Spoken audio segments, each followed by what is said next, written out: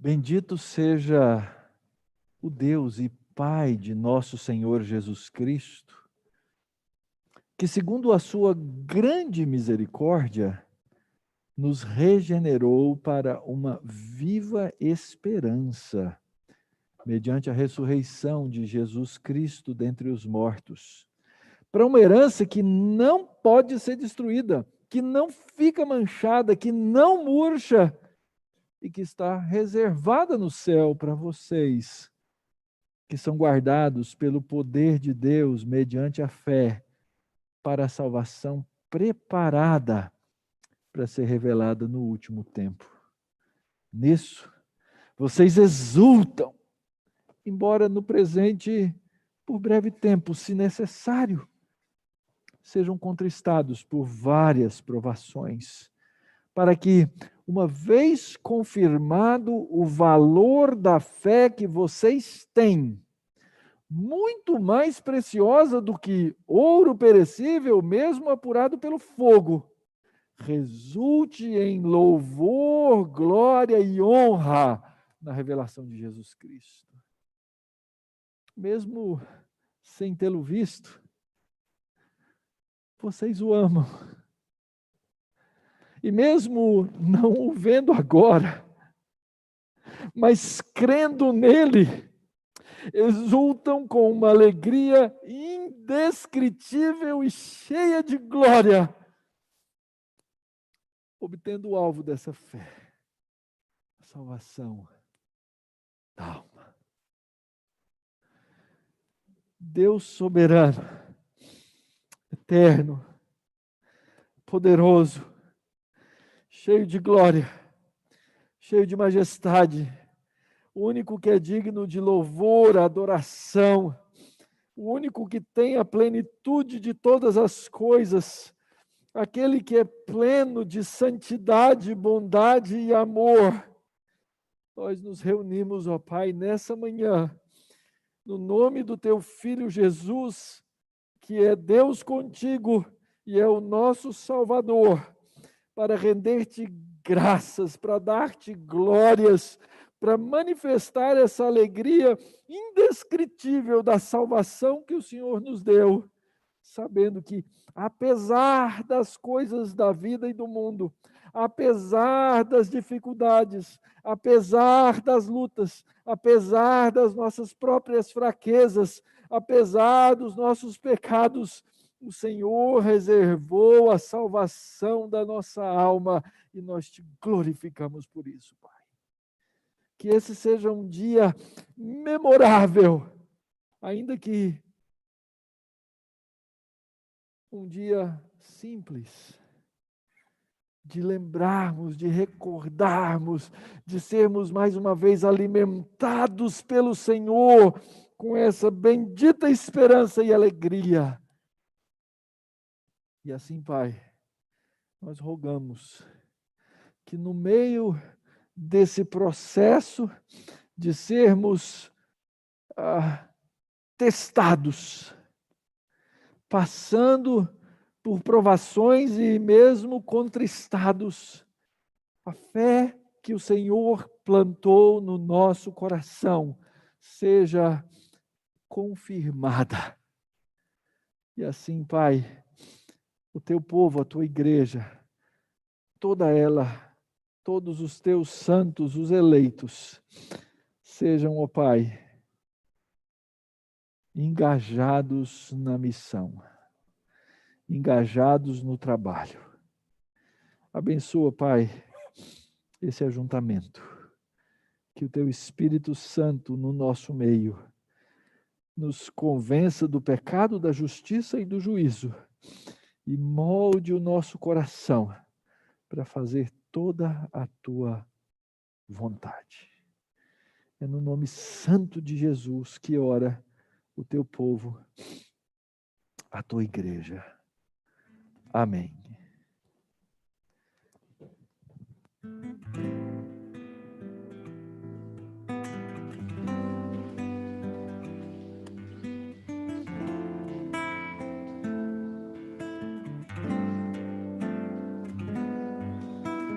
Vem, sopra sobre nós.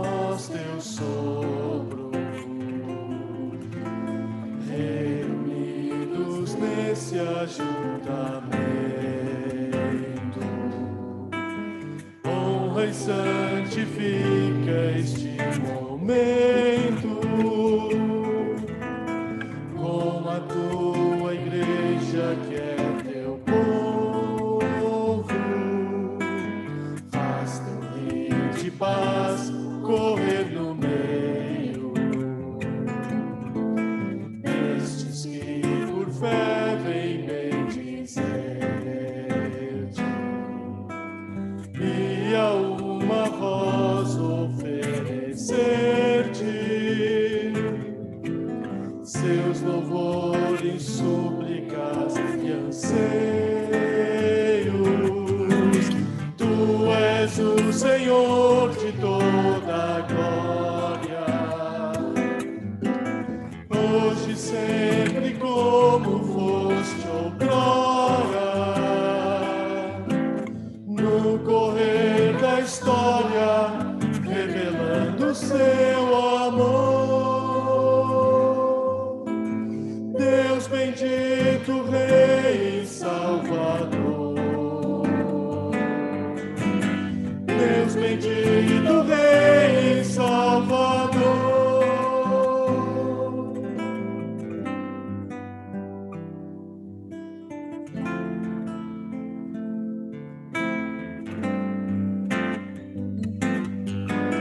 Vem, sopra sobre nós teu sopro, reunidos nesse ajuntamento. Honra e santifica este momento com a tua igreja que é meu povo. Faz teu rio de paz correr no meio destes que com fé vem bendizer-te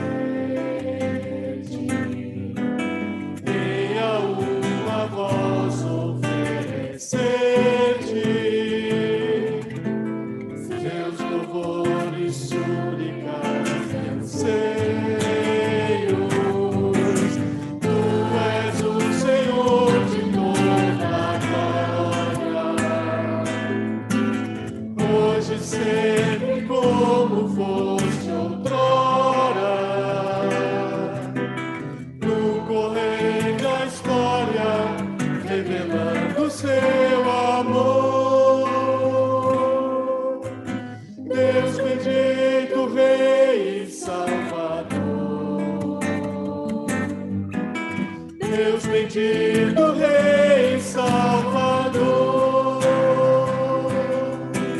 Tu és o Senhor de toda a glória, hoje e sempre como foste outrora, no correr da história, revelando seu amor. Deus bendito, Rei e Salvador. Deus bendito, Rei e Salvador. Deus bendito, Rei e Salvador.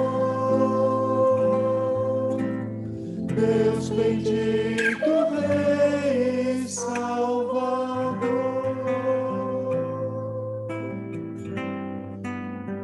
Como é bom podermos nos lembrar que nós somos o povo de Deus, povo escolhido, povo santo, povo separado para se reunir, para adorar o seu nome. E nós vamos fazê-lo nesta manhã, neste momento, orando a Ele.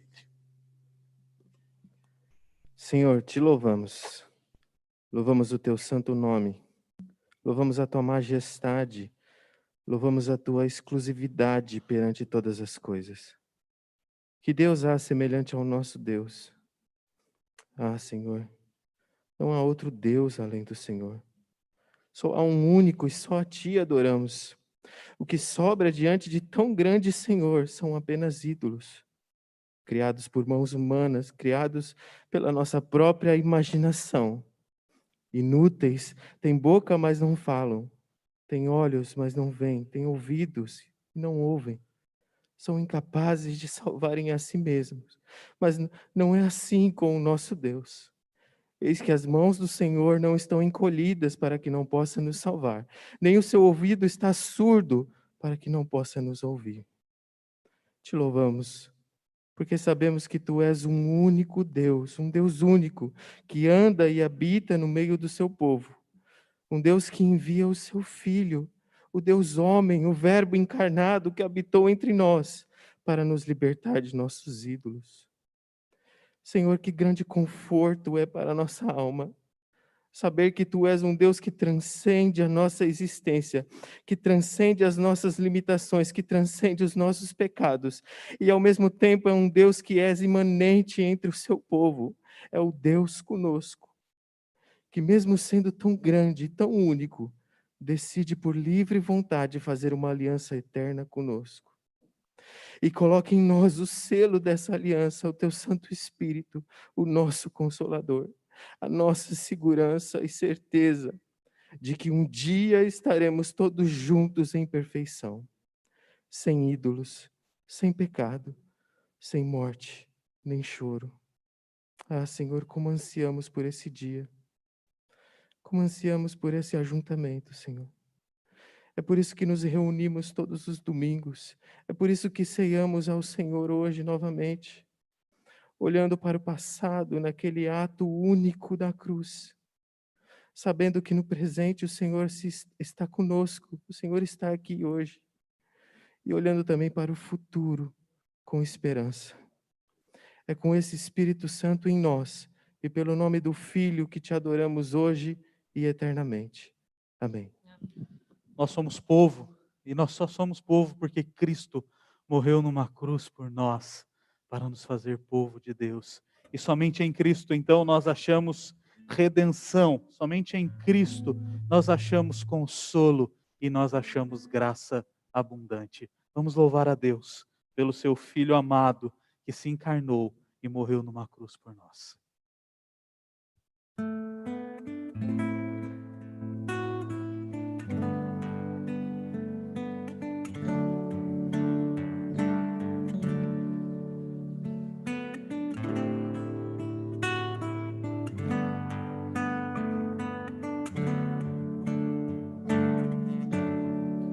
Em Cristo só a minha fé, a minha luz, força e canção, é granular e proteção contra o severo temporal, com grande amor, profunda paz, de ser palmeiro e calma atrás, Consolador, meu Redentor, em seu amor me firmo.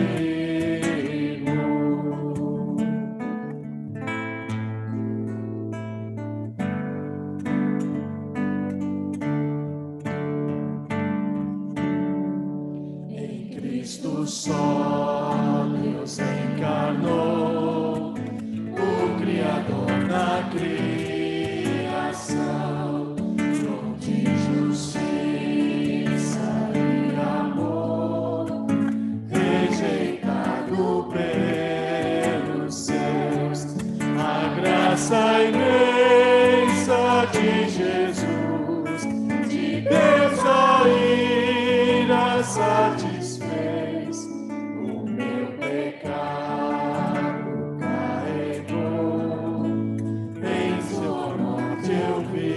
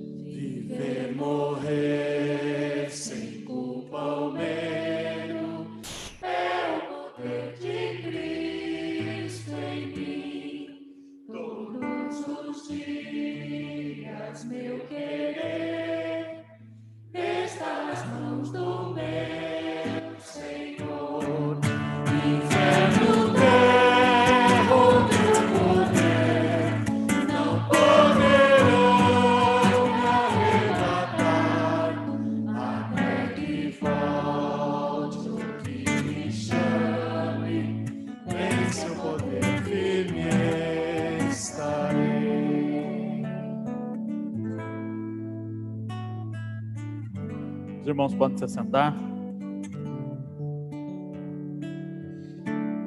Paulo, ao escrever aos Romanos, no capítulo 3, ele vai descrever a nossa condição sem Cristo, e ele vai descrever a nossa condição a escravos do pecado, e ele diz assim, como está escrito, não há justo nenhum sequer, não há quem entenda, não há quem busque a Deus, todos se desviaram e juntamente se tornaram inúteis, não há quem faça o bem, não há nenhum sequer, a garganta deles é sepulcro aberto, com a língua enganam, veneno de víbora está nos seus lábios. A boca deles, eles a têm cheia de maldição e amargura. Os seus pés são velozes para derramar sangue. Nos seus caminhos há destruição e miséria. Eles não conhecem o caminho da paz. Não há temor de Deus diante dos seus olhos. Imaginem essa triste realidade. Esta é a situação do homem sem Cristo. Entregue aos seus prazeres, entregue às paixões da sua carne. Nada de bom pode sair dele. Agora imaginem esta situação comparada ao que Cristo fez por você. Cristo, ao morrer na cruz, ele deu a sua vida para que você saísse dessa situação e pudesse viver. Isso é graça abundante. E muitas vezes nós teimamos em não entender essa graça. Muitas vezes nós teimamos em não entregarmos a nossa vida a Cristo, reconhecendo que só por Ele, como acabamos de cantar, nós podemos ter vida e nós saímos deste estado deplorável, deste estado horrendo. Nós precisamos professar Cristo como Senhor e Salvador das nossas vidas. Nós precisamos pregar o Evangelho da graça todos os dias para nós, para não nos esquecermos que sem Ele nós não podemos fazer nada, nem pelo próximo e muito menos por nós. Nós dependemos de Cristo. Nós vamos ter agora alguns instantes de oração silenciosa. E eu te convido a colocar o seu coração diante do Senhor e a clamar por graça e a clamar ao Senhor que perdoe os seus pecados. E logo após alguns instantes nós iremos juntos nos colocarmos em pé e louvarmos ao Senhor pela certeza do perdão que recebemos. Nós iremos louvar ao Senhor certos de que por meio de Cristo nós temos todos os nossos pecados perdoados. Então vamos ter alguns instantes de oração e logo em seguida nós nos levantamos e cantamos juntos.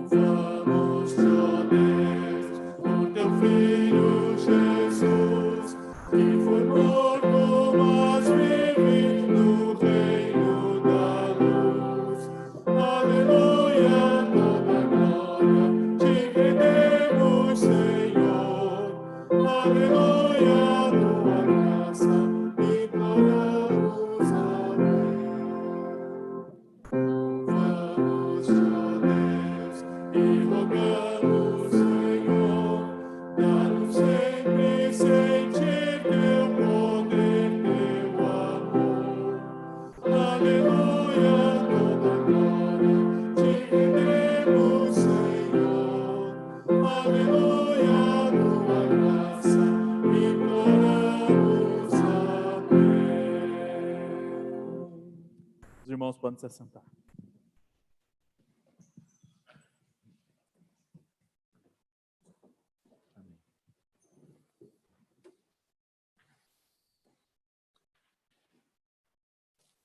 Como já expliquei no último domingo, na hora da pregação, estando aqui a uns 6 metros, mais ou menos, das primeiras pessoas, é melhor que eu pregue sem a máscara, até para eu poder respirar.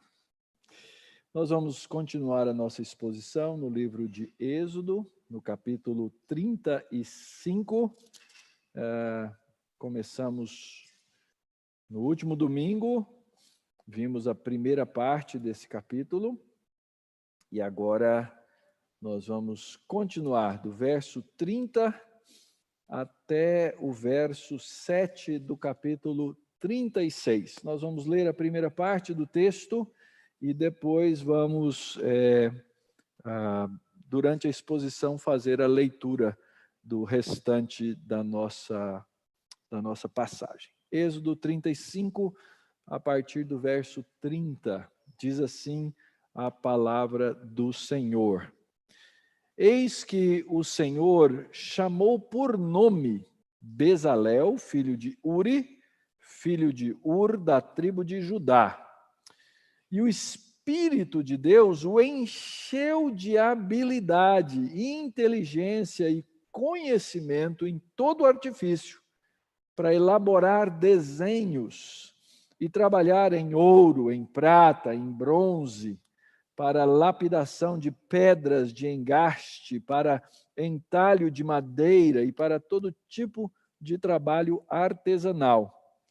Também lhe dispôs o coração para ensinar os outros, tanto a ele como a Aholiabe, filho de Aizamaque, da tribo de Dan.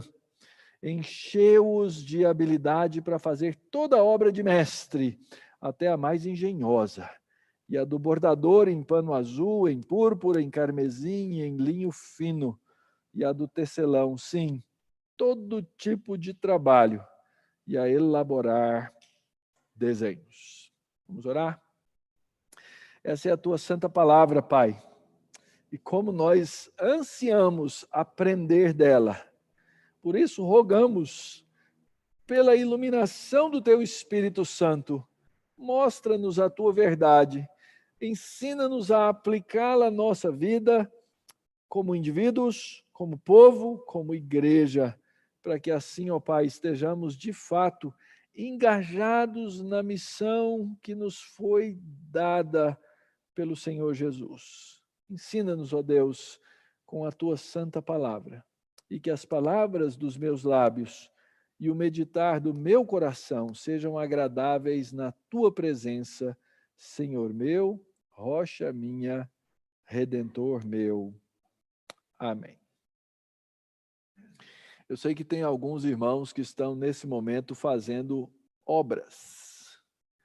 E eu sei que a maioria de nós, em alguma medida, já passou por aquela famosa reforma, ou uma construção, ou alguma coisa. E a realidade, irmãos, e aqui o Rafa pode me ajudar, ele é arquiteto, ou quase, né? Assim como eu, quase arquiteto, arquiteto frustrado. A realidade é o seguinte: muito difícil um projeto chegar no nível de detalhamento que na hora de você executar e construir, tudo que você fez está lá. No meio do caminho sempre aparece aquele famoso BO. Sempre tem uma coisinha a mais, até porque não é só a questão do projeto, é de quem recebe o projeto. Você olha assim para aquela parede, você olha para aquela janela, você olha para alguma coisa e fala assim, mas se tivesse mais uma tomadinha, se tivesse mais alguma coisa, se a cor fosse diferente, no projeto me pareceu assim, mas ficou... Então, quando a gente projeta e constrói, sempre tem mais alguma coisa para fazer e sempre tem uma coisa que faltou. Hoje a gente vai ver um projeto diferente. O projeto é fantástico, porque tem um projetista perfeito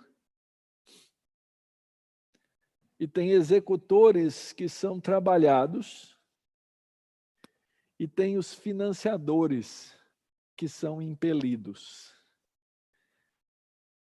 É assim que existe a edificação no corpo de Cristo.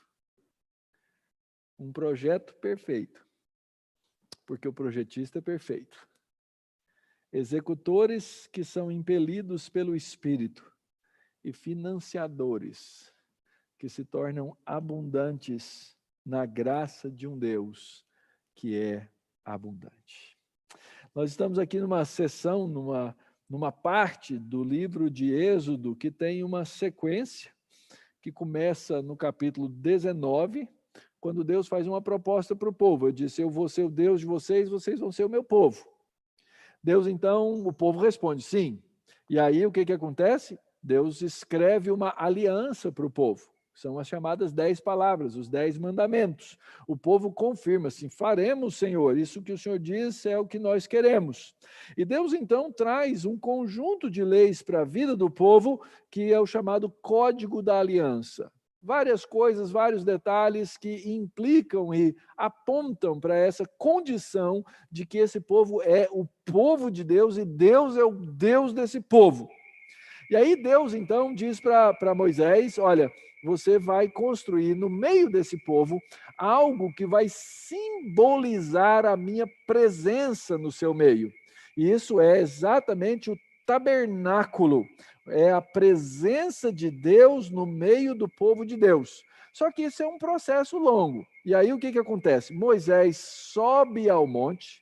Quando Moisés sobe ao monte e fica lá por 40 dias e 40 noites, Deus lhe dando as instruções, Deus lhe dando o projeto que é necessário ser construído, o povo lá embaixo fica impaciente, e na impaciência do povo de Deus, eles caem, eles quebram a aliança, eles fogem do compromisso que deveriam fazer, que fizeram com Deus, e se manter fiéis a esse compromisso. E quando Moisés então desce do monte, no que ele enxerga, o que ele vê lá embaixo é o famoso bezerro de ouro. O bezerro de ouro. Um ato de rebeldia tremenda contra Deus. O primeiro mandamento foi quebrado, o segundo mandamento foi quebrado, o terceiro, todos os mandamentos são quebrados naquele ato. Um ato de idolatria, de corações ansiosos, de corações impacientes, de corações que não estavam completamente afeitos à vontade de Deus. Deus diz: eu vou abandonar esse povo. Moisés faz o seu papel de intercessor e diz: Senhor, não faça isso. E Deus então mantém a sua aliança, e aí então nós chegamos num ponto do texto, a partir do verso 34, em que a aliança de Deus é renovada, as festas do Senhor são colocadas diante do povo novamente, e Deus revela a sua glória, para que Moisés pudesse trazer com autoridade toda a palavra de Deus ao seu povo. Então, agora o povo de Deus tem uma missão. E essa primeira missão do povo de Deus é uma missão na qual esse povo precisa ser engajado. Eles precisam construir o tabernáculo, que Deus mostrou o modelo lá em cima do templo.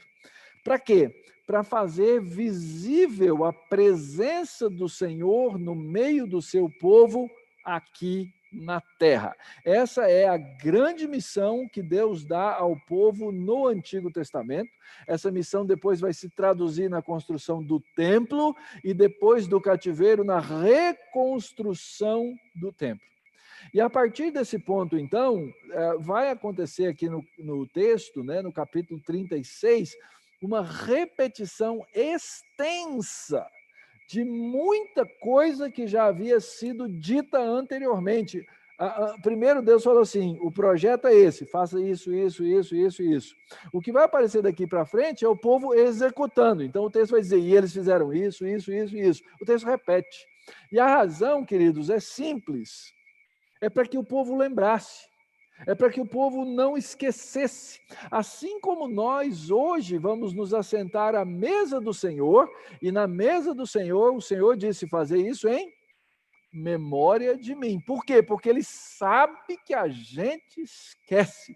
Ele sabe que a nossa mente e o nosso coração inclinado ao pecado tem uma tendência de deixar as coisas de Deus de lado. Então, nas narrativas dos textos bíblicos, isso era muito comum, mas também tem um outro detalhe importante nessa repetição.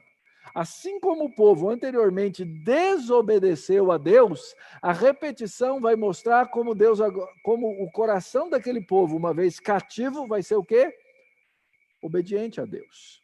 Então a repetição tem um papel importante que nós precisamos aplicar também a nós mesmos. E finalmente, nessa repetição, nós vamos poder começar a aplicar as verdades espirituais do texto da Escritura para a nossa própria vida.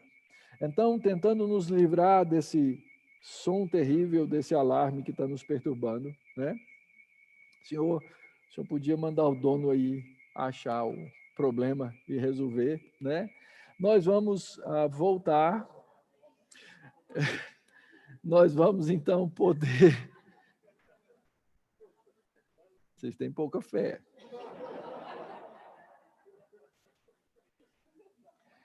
Nós vamos poder, então, lembrar um pouquinho da parte 1 do texto que nós vimos no domingo passado, quando a primeira coisa para aquele povo estar engajado na missão é que eles começaram a doar o que tinham. E o texto é muito claro. Eles tinham posses e aquela obra, e Deus resolveu fazer assim, meus irmãos. É assim que Deus faz. Tudo pertence a Ele, mas Ele resolveu que usaria o seu povo para fazer aquelas coisas. E o povo tinha recebido da mão de Deus as suas posses quando saíram do Egito, com o despojo, com as coisas que os egípcios entregaram nas mãos deles. E eles então tinham condição de fazer o que fizeram. E aqui eu quero fazer um parênteses muito importante. Ter posses, irmãos, não é erro, não é pecado. Almejar tê-las também não. Só que se você tiver como alvo na sua vida ter as posses como um fim, não conte com a bênção de Deus. Entretanto, se você almejar ter as suas posses como um meio para ser um canal de bênção, para ser alguém que se engaja na missão com aquilo que Deus te der, pode contar que Deus vai cuidar dessas coisas na sua vida. É assim que Deus age. Então, a primeira parte, doando o que se tem. Segunda parte, doando o que se faz. Não adianta você dizer assim, não, eu vou entregar aqui essas posses que eu tenho, que alguém faça no meu lugar. Eu sei que todos nós temos limites, todos nós temos trabalho, todos nós temos uma série de coisas para fazer na vida, mas Deus quer ver você engajado na obra e no trabalho. Presença e ação são a clareza do nosso engajamento nas coisas que Deus faz aqui no mundo, nessa missão. Então não adianta você ficar, estou dizendo assim, eu estou contribuindo, já está tudo pronto. Não está.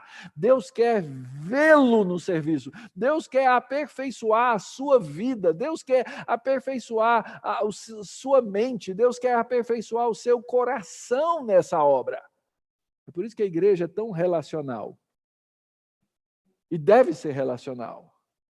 É por isso que a gente tem que estar presente na vida do povo de Deus. É por isso que a gente tem que conversar uns com os outros. É por isso que a Escritura diz que nós nos edificamos, nos aconselhando mutuamente, ouvindo a palavra de Deus da boca um dos outros. Adivinha que hora o pastor chorou hoje? Eu estava quietinho lá, por isso vocês não viram, né? quando os instrumentos pararam, e eu pude ouvir a sua voz doce, falando do meu Redentor. Ah, queridos, não tem nada tão precioso quanto isso. A sua boca manifestar a verdade de Cristo. Inferno, terra, outro poder não poderão. Quando você cantou isso, você me confirmou na fé que eu tenho em Cristo. Por isso que nós insistimos em cantar essas coisas. Em falar dos atributos doces do nosso Deus. Em falar da sua beleza, da sua santidade. Mas isso envolve presença e ação. E o texto nos ensinou na última parte que estudamos no domingo passado, que eles foram motivados pelo Espírito. Eles estavam prontos no Senhor para fazer todas essas coisas.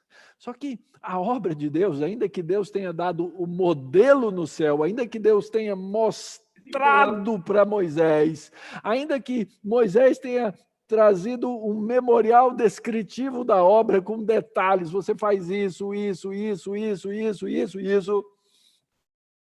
era necessário que o povo, habilitado pelo Espírito, pudesse projetar as coisas que Deus ordenou.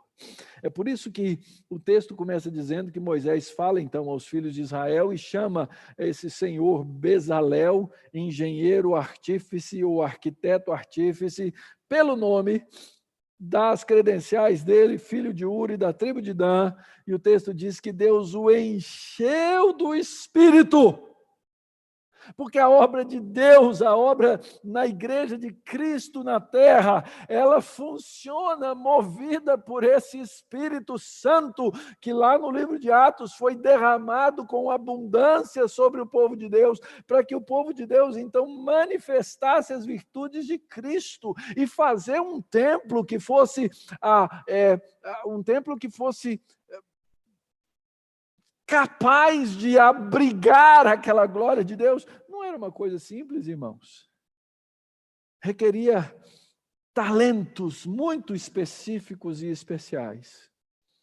É interessante que essa é a primeira vez que aparece na Bíblia o conceito ou a ideia de alguém ser enchido pelo Espírito Santo. Isso mostra o tanto que esse tabernáculo era importante. O quanto o que ele representava era fundamental para o povo de Deus. Esse mesmo Espírito que estava presente lá na criação, Gênesis capítulo 1, versículo 2, junto com o Pai e com o Filho, fazendo todas as coisas, agora está aqui presente de novo, para quê?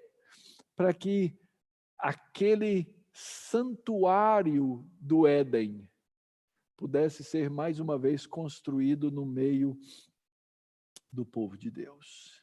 Então, aqui fica uma primeira lição, meus irmãos. Para construir a casa de Deus, e no Novo Testamento a casa de Deus não é esse prédio, não é esse edifício, não é esse galpão e nem é a mais linda catedral que existe no mundo, mas é o corpo de Cristo. É necessário a presença abundante do Espírito Santo. O apóstolo Paulo nos fala dessas coisas e nos ensina a respeito delas. Em Efésios capítulo 2, versículo 19, o apóstolo Paulo diz assim: vocês não são mais estrangeiros e peregrinos, mas concidadãos dos santos, membros da família de Deus. Olha a linguagem do apóstolo Paulo. Edificados sobre o fundamento dos apóstolos e profetas, sendo ele mesmo, Jesus Cristo, a pedra angular. Nele todo o edifício bem ajustado cresce para ser um santuário dedicado ao Senhor. Ele está falando da igreja fundamentada na Escritura e na obra e na palavra de Cristo. E quais são os tijolos? Verso 22. Nele, dentro dele, no processo, vocês também estão sendo edificados, junto com os outros, para serem morada de Deus no Espírito. O tabernáculo do Antigo Testamento é a igreja, que é corpo de Cristo no Novo Testamento. E aí, mas pastor, então eu sou parte dessa obra que Deus está fazendo? É claro, meu irmão, você é parte. Você não é um assistente. Você não é um espectador. É por isso que é pelo mesmo Espírito que derramou sobre aqueles homens lá atrás, Bezalel e Aholiabe, o mesmo Espírito que foi derramado neles, foi derramado na igreja no Pentecostes. E o mesmo apóstolo Paulo, no capítulo 4, no mesmo livro de Efésios, diz, verso 11, ele concedeu uns para apóstolos, outros para profetas, outros para evangelistas e outros para pastores e mestres. Deus derrama seus dons sobre a igreja para que alguma coisa aconteça. Versículo 12 de Efésios 4. Com vistas ao aperfeiçoamento dos santos para o desempenho do seu serviço, para que você, para que eu, para que todos nós trabalhemos. Para quê? Para a edificação do corpo de Cristo. O corpo de Cristo é a igreja.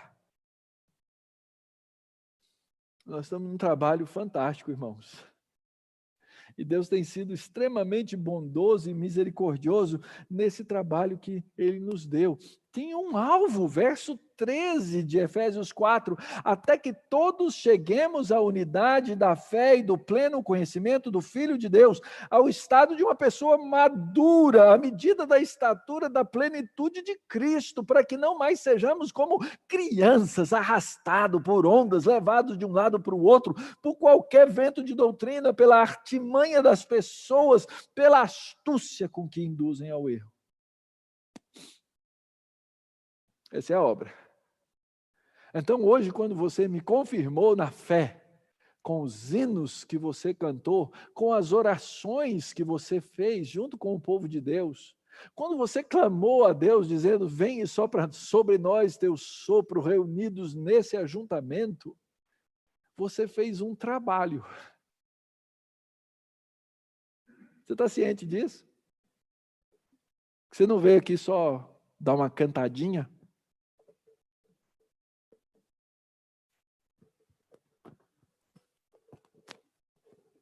Você não veio aqui participar do show?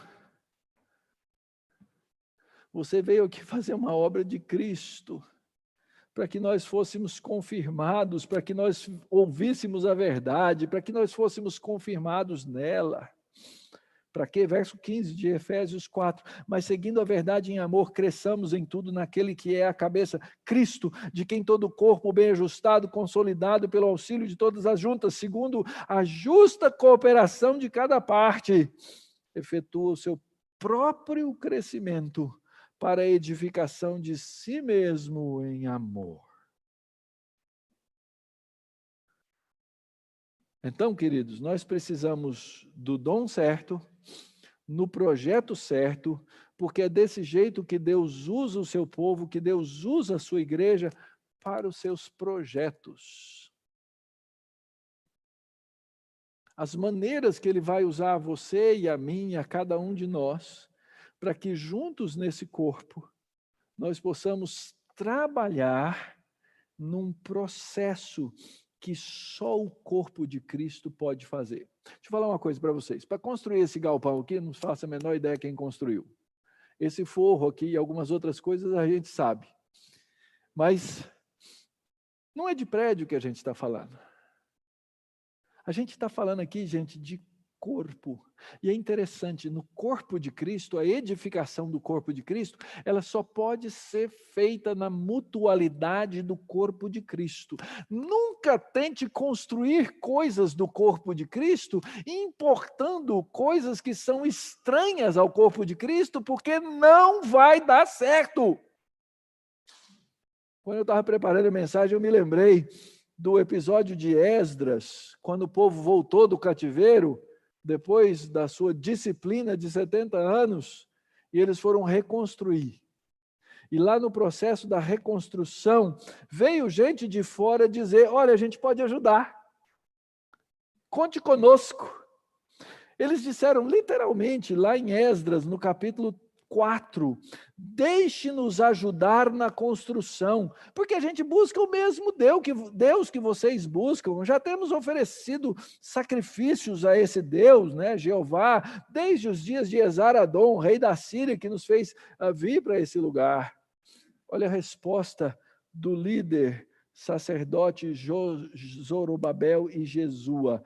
Porém, Zorobabel, Jesua e os outros chefes de família de Israel responderam: vocês não têm nada a ver conosco na construção do templo ao nosso Deus. Nós mesmos sozinhos vamos construir ao Senhor, Deus de Israel, como Ciro, rei da Pérsia, nos ordenou. Percebe que a gente pode usar de muitas coisas, mas a edificação do corpo, ela é feita por aqueles que são parte, pedra no corpo.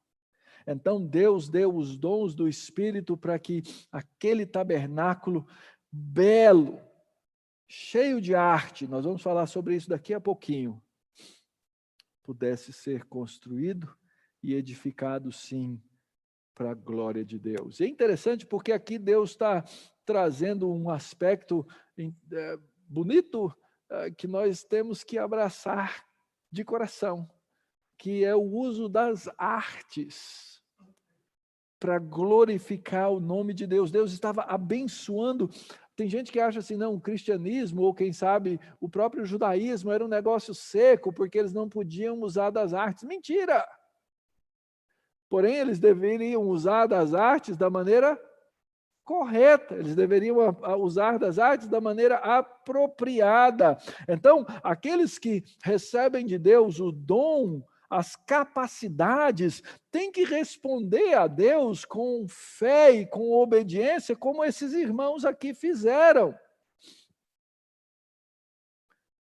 Mas há um fator interessante aqui, porque o texto vai reafirmar constantemente que eles vieram, que eles queriam. Pensa bem, esse povo que participou dessa construção era o povo que estava no Egito. A gente não tem evidência nenhuma de que os israelitas tivessem participado especificamente da construção das pirâmides. Mas como as pirâmides são mais conhecidas, vamos imaginar as pirâmides. Eles provavelmente viram.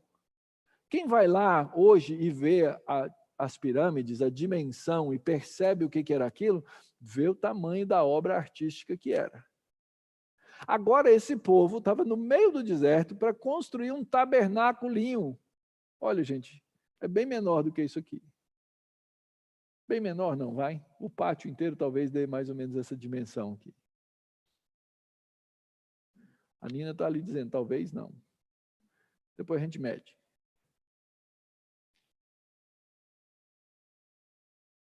O que era o tabernáculo comparado às pirâmides no Egito? O que era o tabernáculo comparado aos grandes templos do Egito? Humanamente insignificantes. Mas, biblicamente, uma coisa não se compara com a outra. Porque lá no Egito, quem fez era escravo. Fez na marra. Aqui quem faz com o coração e voluntários. Graças a Deus, o Senhor nos deu aqui músicos. E eles vêm com as capacidades que eles têm, com os dons que eles têm, e ser músico na igreja. Tem muita gente que chega aqui, né? Chega no domingo, vê aqui, o pessoal já está meio sentado aqui e tal, tocando uns acordes, fala, isso aí para eles é moleza, né? Não, não é assim. Tem que haver dedicação, tem que haver empenho, tem que haver entrega para qualquer coisa, irmãos. Aqui era trabalho na madeira, trabalho no ouro, trabalho de tecelagem, trabalho de escultura em pedras, tudo isso tinha que ser feito por homens que eram parte do corpo de Cristo, mulheres que eram parte do corpo de Cristo lá no Antigo Testamento, para que eles pudessem apresentar com um padrão de excelência toda aquela obra de Deus. Então, a outra lição é essa. Nós temos que ser voluntários se nós queremos essa excelência. Mas tem um segundo aspecto ainda nesse projetar dessa obra que é tão necessário. Olha aí o verso 34. Também lhe dispôs o coração para ensinar os outros. Porque no processo de fazer as coisas, nós não somos técnicos. Nós temos que ter a técnica, mas nós somos corpo. E sendo nós corpo, nós temos que ensinar os demais. Existe em todas as coisas da igreja, irmãos. Eu vou fazer uma revelação aqui para vocês. Vocês podem fazer os projetos que quiserem na igreja. Pastor, eu acho que a gente devia fazer A, eu acho que a gente devia fazer B. A gente vai olhar o que você pretende fazer, o que é necessário fazer. A gente vai analisar teologicamente, biblicamente, aquilo que vai ser feito. Mas vai ter um critério fundamental que vai ser aplicado a cada uma dessas coisas. É se o que você pretende, gostaria ou projeta fazer na igreja vai ser um momento de discipulado. Então pode ser desde as coisas mais simples. Pastor, eu quero montar um ministério de limpar a igreja. Glória a Deus, irmãos. Mas ele tem que permitir discipulado, edificação no outro. Tudo na igreja que a gente arruma para fazer separação, para colocar o outro para fora e para não edificar o outro, não tem valor absolutamente nenhum. É por isso que o ensino era importante. Verso 34, também lhes dispôs o coração para ensinar os outros. Encheu-os de habilidade para fazer toda obra de mestre, e no final diz assim, para todo tipo de trabalho e elaborar desenhos. Temos aí, Peter, Guilherme, Armando, trabalham com diferentes formas de desenho, mas trabalham com os desenhos. Gente que pode ser, por Deus, chamada para fazer diferentes coisas dentro do corpo de Cristo. E aquele tabernáculo, então, ele subiria glorioso, cheio da graça de Deus, cheio da arte e da beleza, e daqui a pouquinho a gente vai ver por que a beleza e a arte são importantes, orientados pelo Espírito Santo para projetar. Irmãos, nós precisamos disso. A gente precisa de gente que lidere, que pense, que ordene, que estabeleça visões para as coisas pequenas e grandes, que projetem coisas, se forem chamados para isso. E eu vou falar para vocês, não é um trabalho fácil. Projetar, sonhar, orar, lançar uma visão diante de uma igreja, diante de um povo, diante de um grupo, diante de uma mocidade, não é trabalho fácil, é trabalho árduo. Isso depende tanto do coração daquele que faz, quanto do coração daquele que recebe o desafio. E aqui esses irmãos foram chamados para fazer o grande projeto daquilo que representaria a presença de Deus na face da terra. E você, querido, está fazendo a mesma coisa. Ou se não está, deveria. Você foi chamado para manifestar as virtudes daquele que te chamou das trevas para a sua maravilhosa luz. Esse é o projeto no qual você está envolvido e que então agora você deve executar. Olha só, vamos ler essa parte do comecinho do capítulo 36 já, não é o 35 mais. Assim, trabalharam Bezalel, Aholiabe e todos os homens hábeis a quem o Senhor tinha dado habilidade e inteligência para saberem fazer toda a obra para o serviço do santuário, segundo tudo o que o Senhor havia ordenado. Moisés chamou Bezalel, Aholiabe e todos os homens hábeis, em cujo coração o Senhor tinha posto sabedoria, isso é, todos os homens cujo coração os impeliu a vir e fazer a obra. Estes receberam de Moisés todas as ofertas que os filhos de Israel haviam trazido para a obra do serviço do santuário, para fazê-la. E ainda, cada manhã o povo trazia a Moisés ofertas voluntárias. Algo belo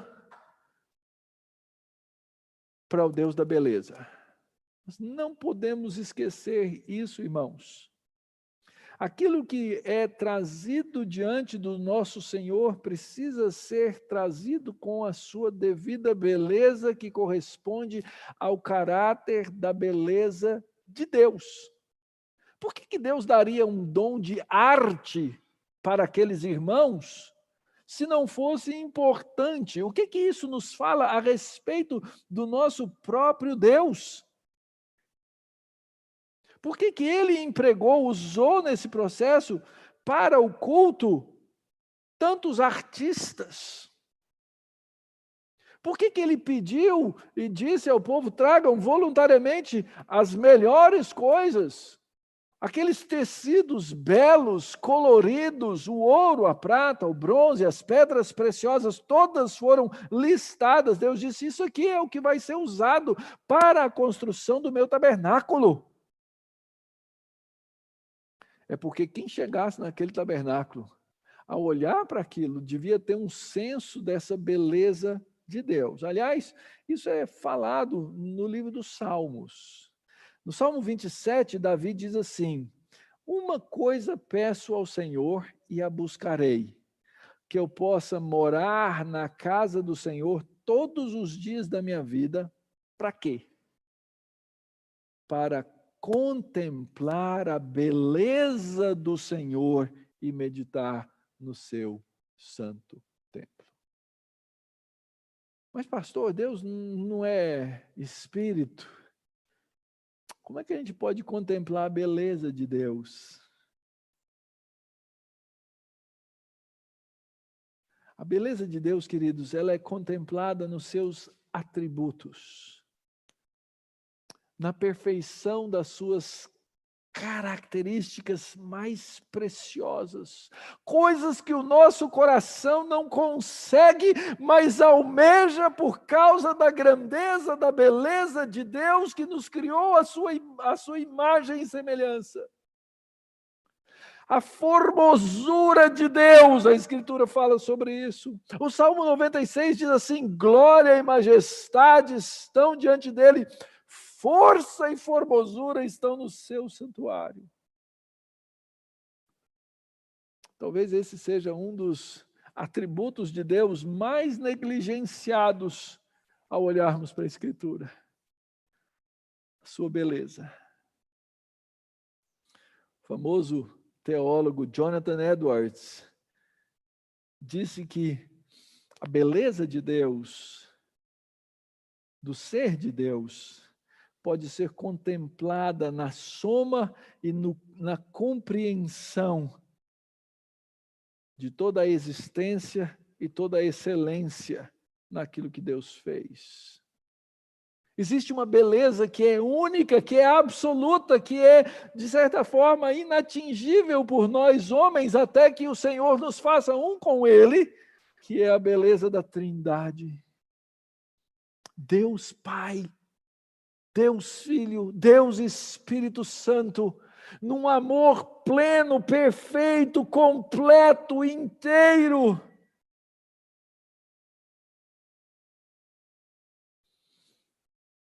A simetria da beleza de Deus, suas perfeições, sua justiça, sua misericórdia, sua majestade e o Deus humilde. A beleza naquilo que Deus fez. Já parou para olhar a extravagância de Deus na beleza das coisas que Ele fez?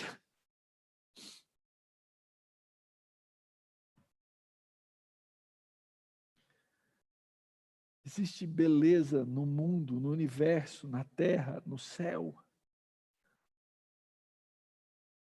Existe beleza no átomo. O equilíbrio das coisas de Deus. Todas belas. E com essa beleza é que o nosso coração precisa ser movido para executar o trabalho de Deus. Se for outra coisa, se você for movido por constrangimento, se você for movido por medo, se você for movido por um sermão que um pastor lá fez e constrangeu você, falou assim, agora ele me deixou sem graça, eu vou ter que fazer, está errado.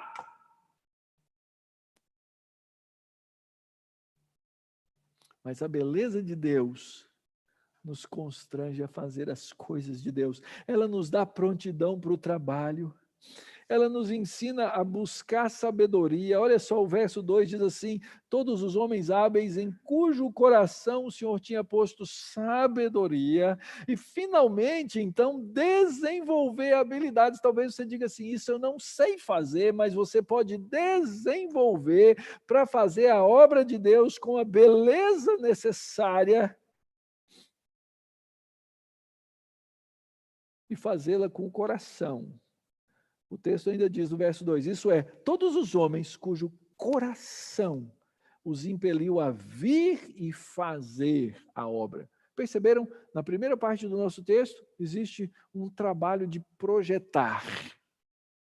Nessa segunda parte do texto, existe um trabalho de execução.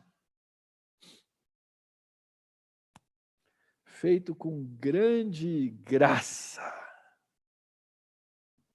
Grande graça. O que nos leva à terceira parte e última. Abundantes na graça. Lembra, volta um pouquinho aí, sua fita aí no livro de Êxodo. Quando o povo chegou e falou, Arão, faz aí alguma coisa, porque Moisés deve ter morrido lá no monte, não voltou, a gente quer se comunicar com esse Deus que está lá em cima do monte. Capítulo 32, o povo viu que Moisés demorava para descer do monte, então reuniu-se em volta de Arão e disse, olha só, é um esforço comunitário para a idolatria, tá? Levante-se e faça para nós deuses que vão diante de nós, pois quanto a esse Moisés, o homem que nos tirou do Egito, não sabemos o que lhe aconteceu. Arão respondeu, e foi ordem, tira as argolas de ouro da orelha da mulher, dos filhos, suas filhas, traz para mim. Foi esse constrangimento. Agora, olha a diferença desse ato aqui. A partir do verso 4 até o verso 7. Então, todos os homens sábios que se ocupavam em toda a obra do santuário, deixaram o que faziam, vieram e disseram a Moisés, o povo traz muito mais do que é necessário para o serviço da obra que o Senhor ordenou se fizesse. Então Moisés precisou ordenar. Então Moisés ordenou e a ordem foi proclamada no arraial. Nenhum homem ou mulher faça mais obra alguma para a oferta do santuário. Assim o povo foi proibido de trazer mais.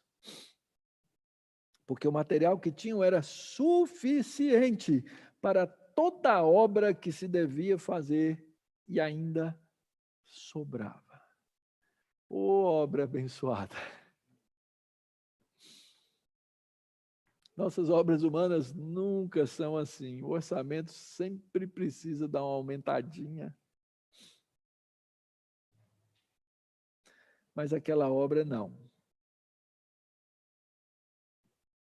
Houve uma abundância no coração para a manifestação da graça, ao ponto do povo dar mais do que era preciso. Que problemão, hein?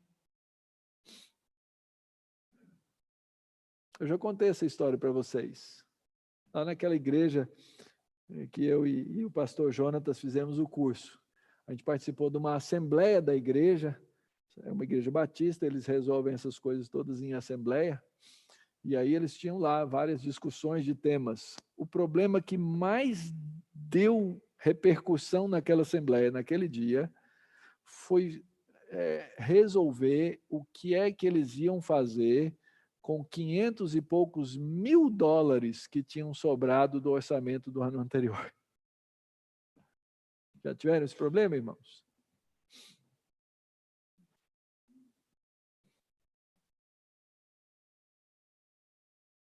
O povo deu mais do que o necessário.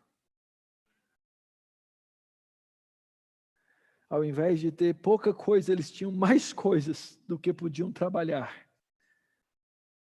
É claro que deve ter sido um sentimento fantástico, né? Ver o povo trazendo, que bênção. Mas aí virou muita madeira, muito tecido, muita prata, muito ouro. Eles tiveram que parar e falar com Moisés. Moisés, ó, o problema é o seguinte, o problema é excesso. O problema não é falta.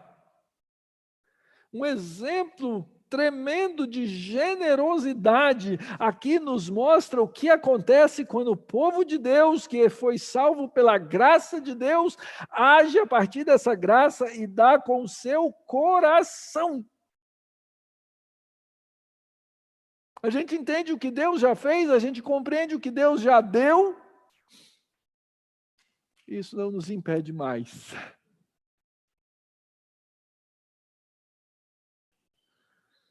Ninguém estava dando por obrigação, ninguém estava dando por sentimento de culpa. E a Escritura fala tanto sobre isso, irmãos. Dar com o coração alegre, dar com o coração movido por causa da gratidão. Mas isso só acontece no meio de um povo que tem o seu coração no lugar certo. Deixa eu falar umas coisas aqui das partes intrincadas da vida da igreja. Até para nós aqui, para a gente se organizar como igreja local, a gente precisou mostrar ou demonstrar lá no nosso presbitério, que é quem organiza uma igreja local, um orçamento, mês a mês, todas as despesas, todas as entradas, dizendo, olha, a gente consegue chegar no fim do ano sustentando todas as obrigações que a gente tem. Nosso presbitério não ia querer passar vergonha de dizer, olha, a Igreja Presbiteriana Barra Funda está lá num prédio alugado, mas não consegue pagar o aluguel. Ou o pastor está lá, é sustentado pela igreja, mas ele não recebeu o seu salário, porque a igreja não tinha dinheiro. O presbitério tem que ter responsabilidade. E eles olharam o nosso orçamento, nós fizemos o orçamento. Agora ele foi por fé, irmãos. Ele é muito baseado. Quando uma empresa faz um orçamento, ela faz estimativas. O orçamento na Igreja de Cristo, ele é feito baseado na fé, da voluntariedade do coração do povo e dos frutos do trabalho da evangelização. Dia 26 de fevereiro, nós viramos Igreja Presbiteriana Barra Funda. Nossa igreja mãe disse, agora vocês são a filha que vai andar pelas próprias pernas. Então nós não tínhamos mais backup. 2 domingos reunidos, o que aconteceu? Pandemia. Nós desaparecemos daqui. E eu já falei isso para vocês. Vocês acham que o meu coração fraco, pecador, miserável, não ficou preocupado? Ficou. E já se vão vários meses. Ontem, eu recebi o relatório das nossas arrecadações do mês de julho. Foi a maior arrecadação que nós tivemos em todos os 8 anos de congregação e agora igreja. Irmãos, isso é abundância da graça. Nós temos tudo o que nós precisamos nesse momento para mandar para os nossos missionários, para sustentar os seus pastores, para sustentar esse local e as coisas que precisam ser sustentadas.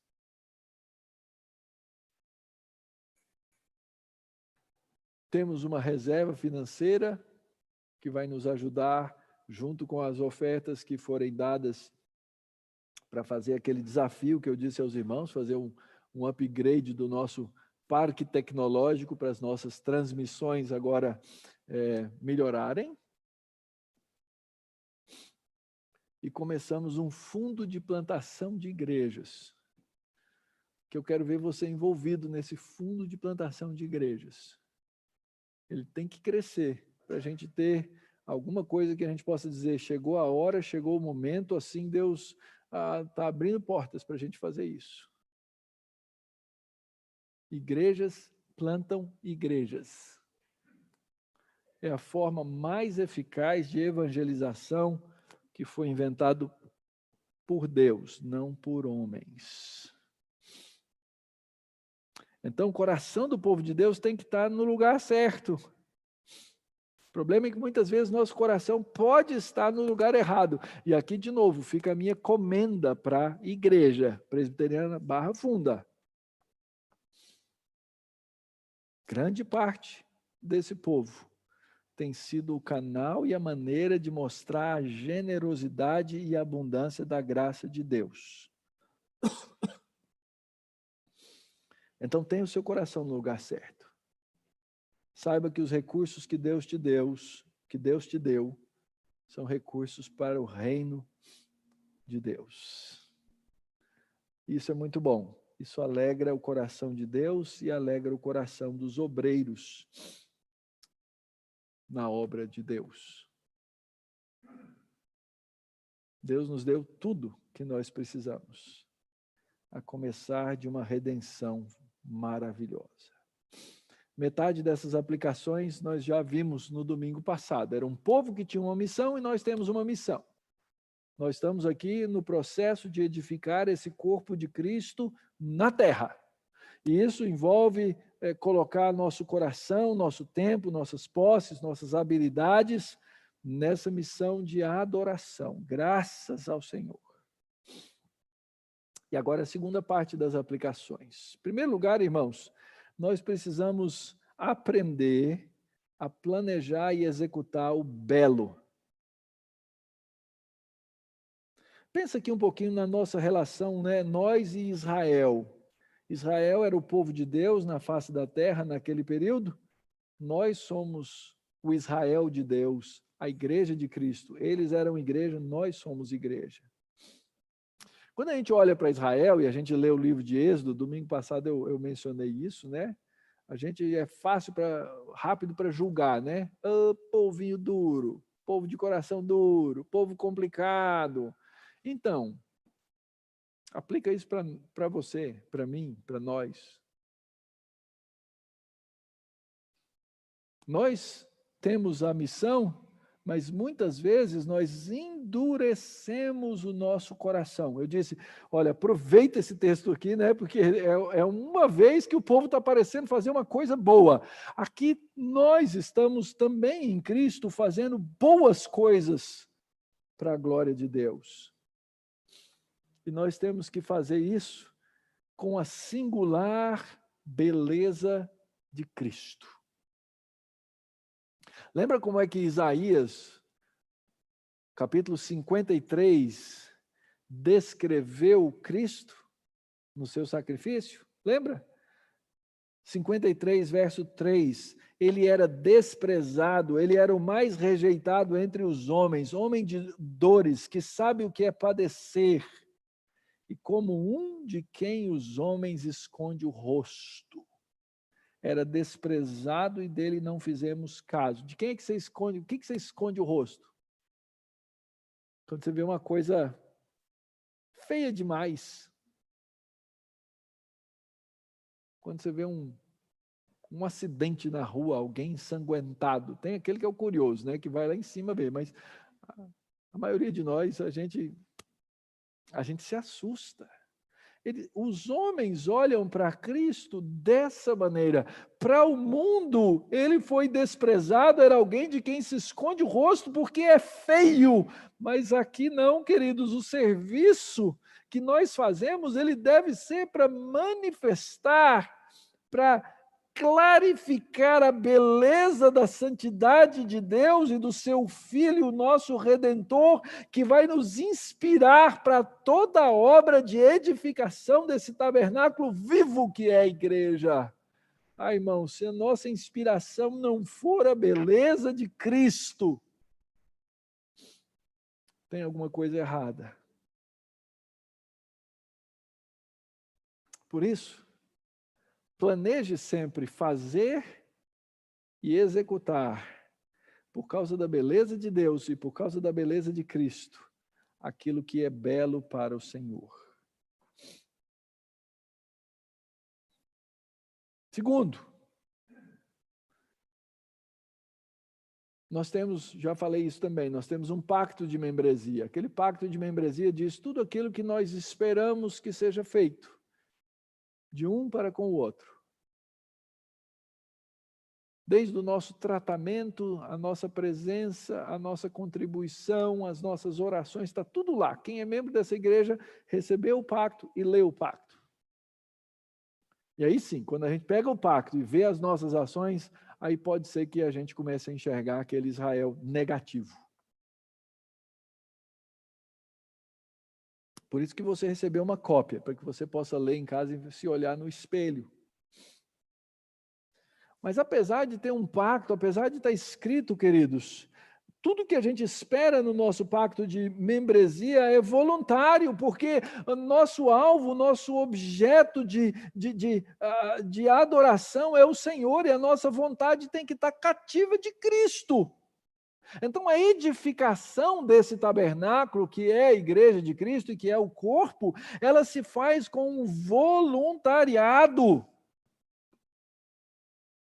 Mas é um voluntariado diferente dos voluntariados que existem por aí. O voluntariado humano, ele envolve a força humana, ele envolve o coração que é cativo a sentimentos que não são aqueles do nosso Senhor. Então, por isso é que na igreja envolve-se os dons, uma obra que é do Espírito sobre a vida de cada um de nós. Terceiro lugar, eu já vos commendei por aquilo que fazem. Essa igreja tem sido bela, linda, no fazer a obra, em tantas coisas. Mas e aí, pastor, qual que é a expectativa? Que a gente agora, sente, cruza, relaxa. Não. Tem muito mais obra para fazer, irmãos. E o que a gente vê é que aquele povo fazia isso de forma contínua. O texto diz que a cada manhã eles apareciam, cada manhã eles vinham de novo, cada vez eles trabalhavam mais com os seus dons e talentos. E isso deve trazer abundância para uma obra que é de Cristo, para uma obra que é realizada no poder de um Senhor na cruz. Tudo, queridos, no corpo de Cristo, feito por causa do poder da cruz. Nós vamos cantar, preparando-nos para a ceia do Senhor. nesse momento.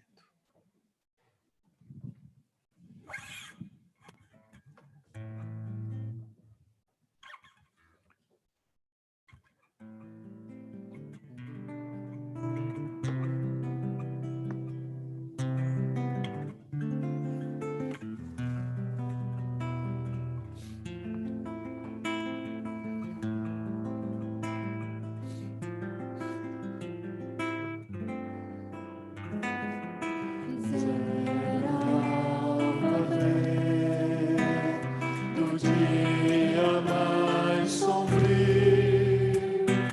rumo ao Calvário, Cristo vai, julgado em mãos tão vis, escravo suportou.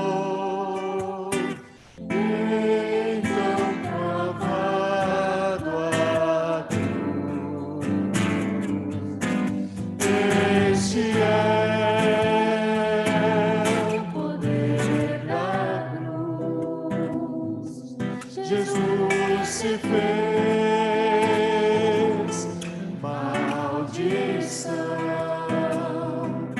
tomou a culpa toda a ira, seu sangue nos comprou perdão.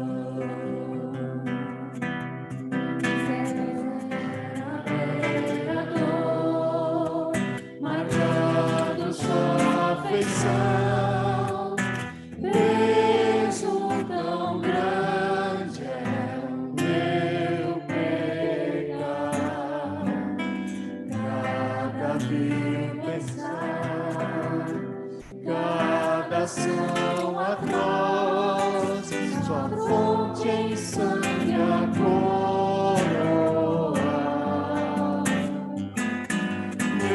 Este é o poder da cruz. Jesus se fez maldição, tomou a culpa toda a ira, seu sangue nos comprou perdão. Densa escuridão, treme o chão dos pés, pende sem vida ao Criador.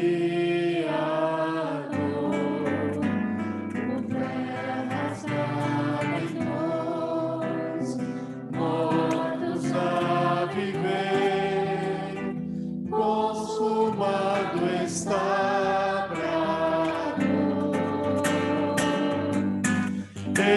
Este é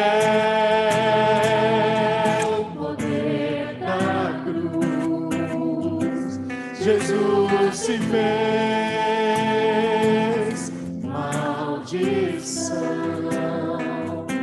tomou a culpa toda a ira, seu sangue nos comprou perdão.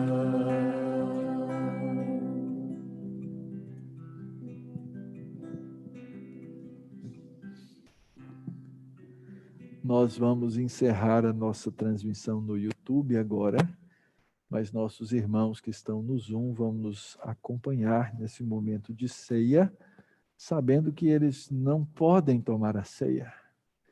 Que isso sirva certamente para colocar nos corações deles que não têm podido nesse momento o desejo também e a oração pedindo: Senhor, permita-nos participar junto com o seu povo.